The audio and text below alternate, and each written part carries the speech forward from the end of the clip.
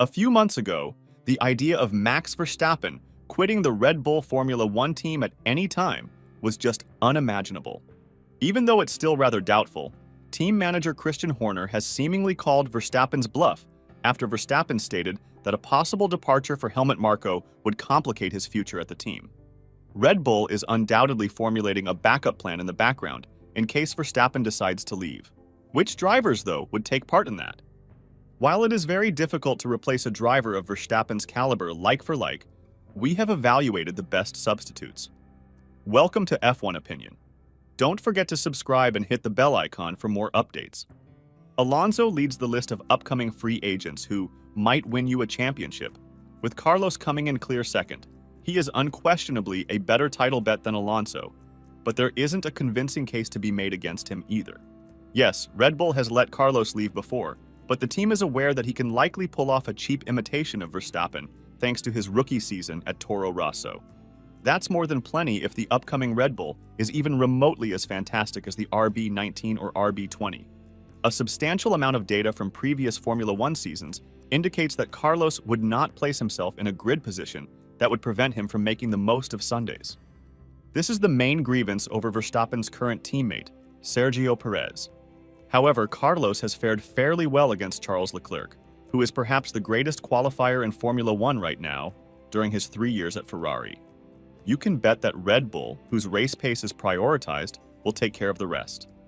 Although Alonso still has a stronger reputation and is the more obvious attraction, Carlos provides something that Alonso does not: future flexibility.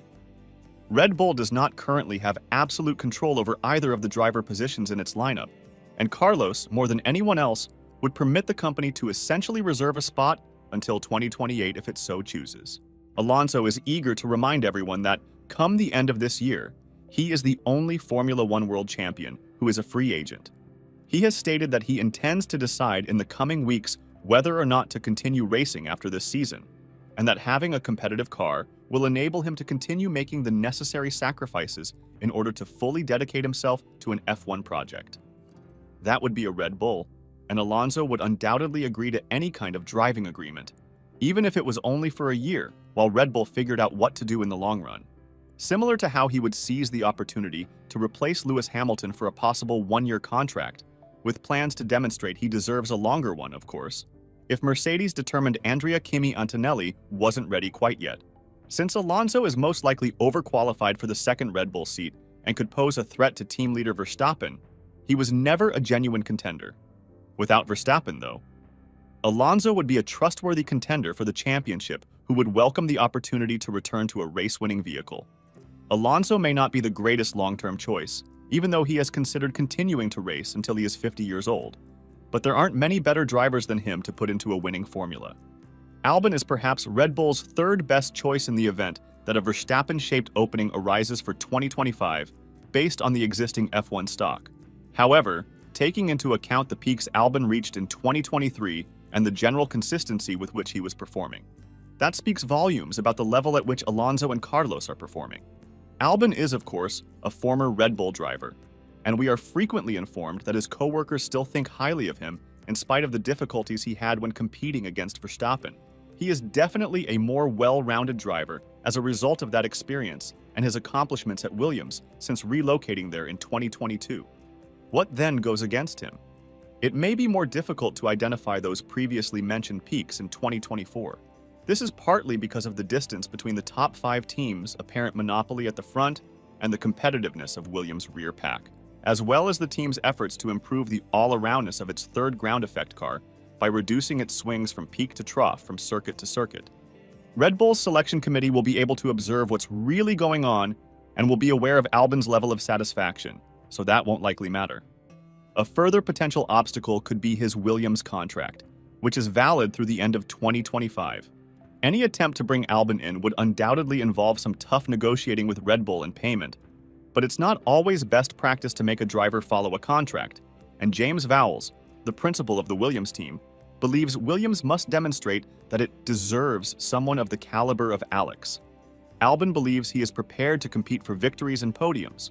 There's little doubt that he's considerably better prepared for the Red Bull experience than he was at the start of his F1 career, even though he still has more to prove than the free agents ahead of him on this list. Even though Perez is clearly not at Verstappen's level right now, and has no reason to believe he ever will be if Verstappen were not included in the previous year's rankings, Perez's performance from a subpar season would still be sufficient to win the championship for Red Bull. Despite being a liability, his qualifying form hasn't lost him any points in 2024 yet. In both Bahrain and Jeddah, he recovered the second spot he should have qualified in no time at all. The automobile will always pay the same number of points as long as he gets it where it needs to be inside the 90-minute race length, and he has shown that he can usually be counted on to achieve so. Additionally, he won't have to worry about Verstappen hanging over him in the first place, someone Perez desperately needs to accelerate his race development to at least try to challenge. Though weaker, the Ricciardo argument is essentially the same. Red Bull is generally aware of who he is and what he does. Although there are undoubtedly serious concerns about his one-lap pace right now, if the RB21 is dominant once more, he will most likely get it where it needs to be. It's not a very motivating argument, yet racing teams, whether they are leaders or backmarkers, do occasionally choose the easier route. That would be an internal Ricciardo Perez lineup. Red Bull would love to have both Hamilton and Leclerc in the Ferrari lineup for 2025, but neither is a practical replacement. The same appears to be true for Oscar Piastri and Lando Norris, who are under contract with McLaren through at least the end of 2026. George Russell is contracted with Mercedes till the end of 2025, and he is undoubtedly focused on taking the team's leadership after Hamilton. Any of those ending up at Red Bull anytime near would require a very big earthquake. Given his one-lap heroics with Haas over the past couple of years, Nico Hülkenberg might be the only other intriguing free agent on the grid. However, he would undoubtedly be a better Perez substitute than Verstappen. This also applies to former Red Bull driver Pierre Gasly and any wild guesses like promoting Yuki Tsunoda when he doesn't seem to be a viable option, bringing in Liam Lawson directly from the junior team, or making an attempt to entice Mercedes prospect Antonelli or Ferrari protege Ollie Behrman to leave the team. What are your thoughts? Let us know in the comment down below, and don't forget to like and subscribe for new upcoming videos of Formula One. Thanks for watching!